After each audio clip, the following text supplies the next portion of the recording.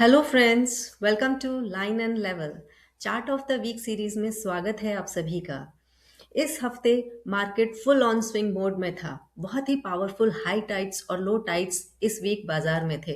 तो I hope कि आप लोगों ने सभी ने सेफली ट्रेड किए होंगे, और जिन्होंने इस हफ्ते कोई ट्रेड नहीं लिए तो वो भी अपने आप को अंडर एस्टिमेट ना करें। ये गिल्ट बिल्कुल भी ना रखें अपने माइंड में कि मार्केट में इतने बड़े बड़े स्विंग्स आए और हम कोई ट्रेड नहीं ले पाए। क्यों? क्योंकि मार्केट की ये वोलेटिलिटी हमें सिखाती है कि ऐसे माहौल में पैसा कमाने से ज़्यादा पैसा बचाना इम्पॉर्टेंट है। तो आई होप कि आप लोगों ने सभी ने मार्केट में इस हफ्ते कुछ ना कुछ ज़रूर सीखा होगा, कुछ ना कुछ ज़रूर नया किया होगा। तो शुरुआत करते हैं आज की अपने chart of the week series के एपिसोड की। तो सबसे पहले हम समझते हैं निफ्टी 50 के चार्ट को, जैसा कि हम हर हफ्ते चार्ट स्टडी करते हैं। तो आइए सबसे पहले चलते हैं निफ्टी 50 के चार्ट पर। तो फ्रेंड्स, ये है आपके लिए निफ्टी 50 का चार्ट।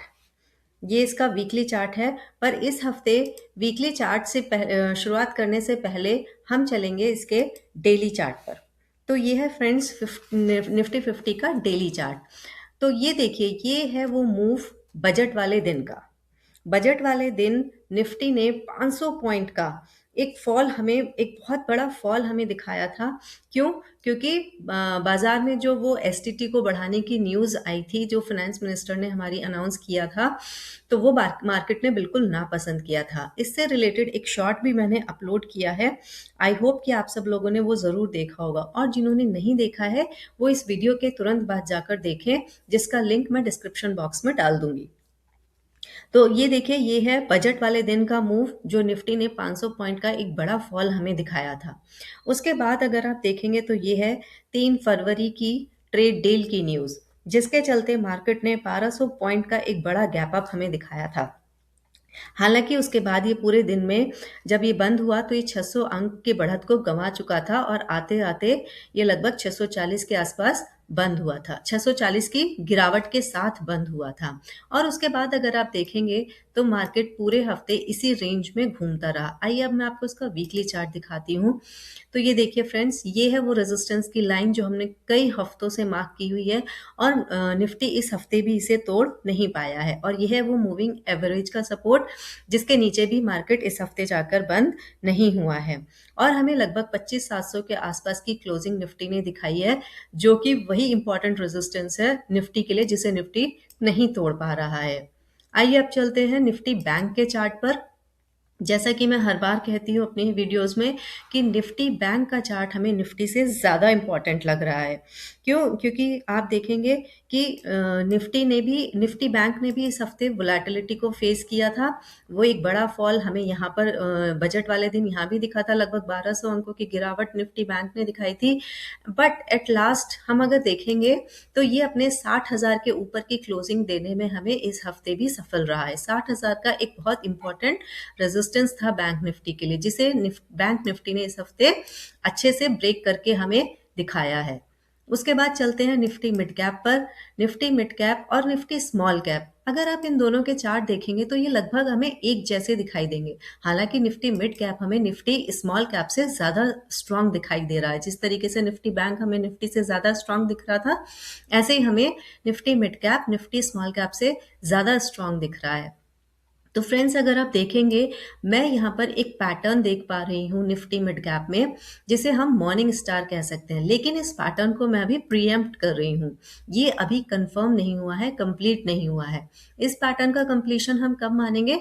जब ये इस रेड कैंडल के ऊपर आकर हमें क्लोज देगी, तो तब तक ये पैटर्न कंप्लीट नहीं माना जाएगा। बट अगर ये पैटर्न कंप्लीट होता है तो हम इन स्टॉक्स में एक अच्छी तेजी की उम्मीद कर सकते हैं। लेकिन मैं फिर से कह रही हूँ कि मैं इस पैटर्न को भी प्रीएम्प्ट कर रही हूँ। ये पैटर्न अभी कंप्लीट नहीं हुआ है। आइए निफ्टी स्मॉल कैप में भी देखिए, सेम ऐसा ही कुछ हमें यहाँ भी दिखाई दे रहा है।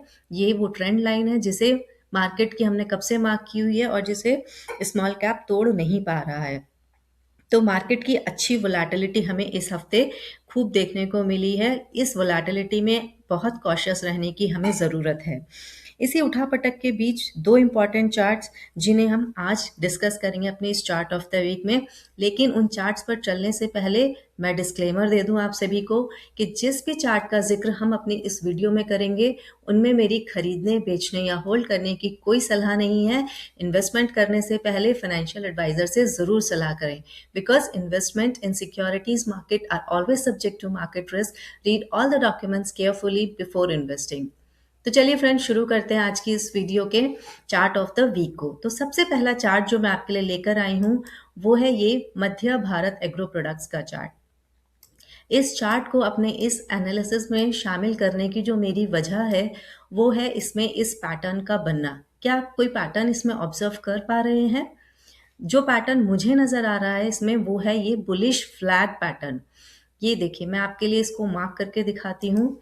ये है हमारे फ्लैग का पोल, जिसे हम कुछ इस तरीके से मार्क कर सकते हैं, और ये है इसका फ्लैग, जिसे हम फ्लैग पैटर्न कह रहे हैं। तो ये है वो वाला फ्लैग।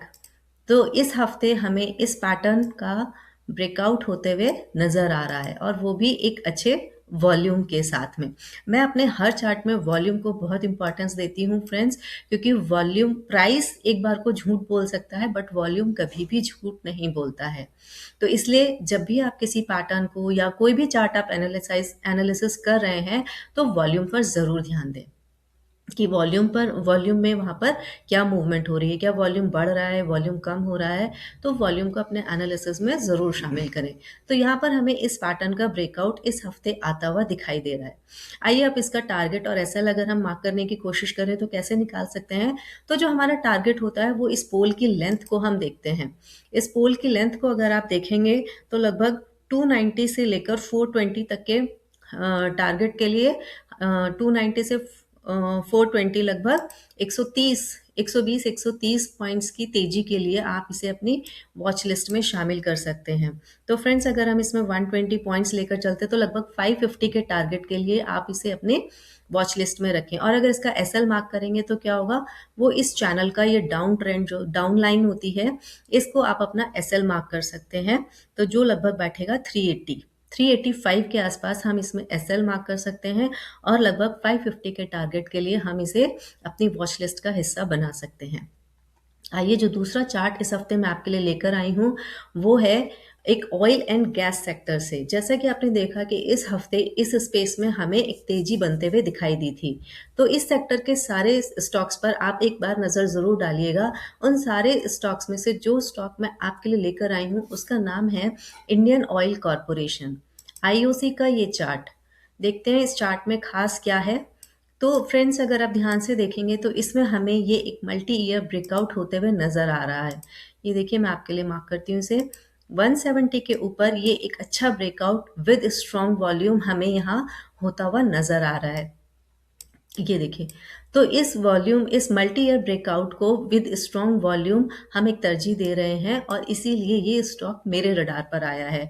तो अगर हम इसका टारगेट मार्क करें तो इसको हम लगभग 190 के टारगेट के लिए अपनी वॉच लिस्ट का हिस्सा बना सकते हैं। और जो इसमें एसएल रहेगा वो इसी कैंडल का लो, जो कि 160 है।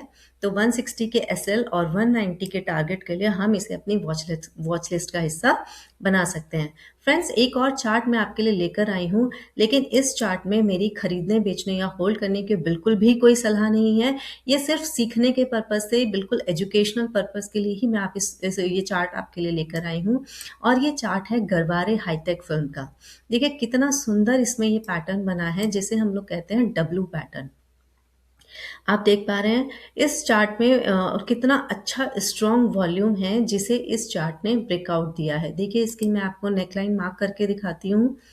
ये है इस चार्ट की नेकलाइन, इस डब्ल्यू पैटर्न की नेकलाइन, जिसे इस हफ्ते इस चार्ट ने बहुत अच्छे वॉल्यूम के साथ ब्रेकआउट दिया है। लेकिन इस चार्ट को हम अपने इसमें पोजीशंस क्यों नहीं बना रहे हैं, क्योंकि अगर आप देखेंगे तो इस हफ्ते इस चार्ट ने 44% का मूव दिखाया है, जो कि बहुत ही अच्छा एक स्ट्रॉन्ग मूव है। तो हो सकता है इतने बड़े मूव के बाद ये स्टॉक थोड़ा कंसोलिडेट करे या फिर एक करेक्शन, हल्का करेक्शन हमें दिखाए। तो अगर हमें एक करेक्शन के बाद या एक कंसोलिडेशन के बाद ये चार्ट मिलता है, तो हम इसे ज़रूर इसमें हम पोजीशन बना सकते हैं। लेकिन फिलहाल इसमें खरीदने बेचने की कोई सलाह नहीं है, ये सिर्फ आपके एजुकेशन पर्पज़ के लिए था। तो फ्रेंड्स, आपने देखा, ये था मेरा एनालिसिस इस हफ्ते इस चार्ट ऑफ द वीक के लिए। आप मुझे कमेंट सेक्शन में कमेंट करके ज़रूर बताइएगा कि कौन से ऐसे इंपॉर्टेंट सेक्टर्स हैं या कौन से ऐसे इंपॉर्टेंट स्टॉक्स हैं जिन्हें हम अपने चार्ट ऑफ द वीक में शामिल कर सकते हैं। तो ऐसी ही एजुकेशनल वीडियोस के लिए मेरे चैनल को देखते रहिए। Like, follow and subscribe this channel. मिलते हैं अगली ऐसी इंटरेस्टिंग वीडियो में। तब तक के लिए do take good care of yourself, keep studying, keep investing.